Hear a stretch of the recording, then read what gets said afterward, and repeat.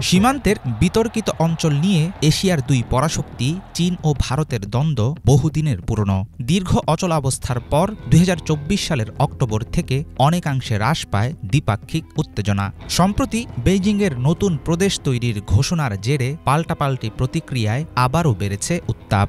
এমন অনিশ্চিত পরিস্থিতিতে বিপদের কারণ হচ্ছেন মার্কিন যুক্তরাষ্ট্রের নির্বাচিত প্রেসিডেন্ট ডোনাল্ড ট্রাম্প। চীনের উপর এই নেতার কখনো গরম কখনো নরম মনোভাব নিয়ে গভীর দুশ্চিন্তায় আছে ভারত। কিন্তু দিল্লির এমন উদ্বেগের কারণ কি? আঞ্চলিক বড় শক্তিগুলোর মধ্যে অস্থিরতা তৈরি হলে এর প্রভাব থেকে কি বাঁচবে বাংলাদেশ?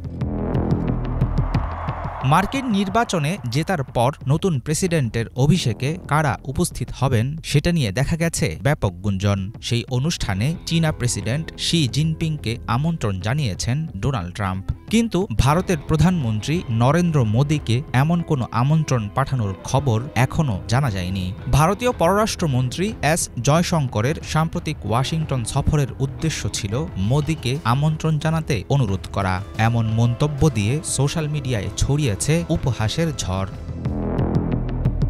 চীনের প্রতি সবসময়ই ওঠানামা করেছে ডোনাল্ড ট্রাম্পের নীতি। কখনো তিনি চীনকে হুমকি হিসাবে দেখেছেন, আরোপ করেছেন নিষেধাজ্ঞা, কখনো ঘোষণা দিয়েছেন অর্থনৈতিক যুদ্ধের, আবার কখনো বাড়িয়েছেন বন্ধুত্বের হাত। ভারতের প্রধান প্রতিদ্বন্দ্বী চীনের প্রতি ট্রাম্পের এই অনিশ্চয়তা ক্রমবর্ধমান হারে বাড়াবে দিল্লির দুশ্চিন্তা। মার্কিন যুক্তরাষ্ট্র যদি চীনের বিরুদ্ধে কঠোর অবস্থান নেয়, তাহলে সীমান্ত বিরোধ ও বাণিজ্যিক প্রতিযোগিতায় সুবিধাজনক অবস্থানে থাকবে ভারত। কিন্তু যদি উল্টোটা ঘটে, সেক্ষেত্রে কৌশলগতভাবে দুর্বল হয়ে পড়তে পারে নয়াদিল্লি। কিছুদিন আগে ভারতের বিরুদ্ধেও শতভাগ ট্যারিফ আরোপের হুমকি দিয়েছেন ট্রাম্প।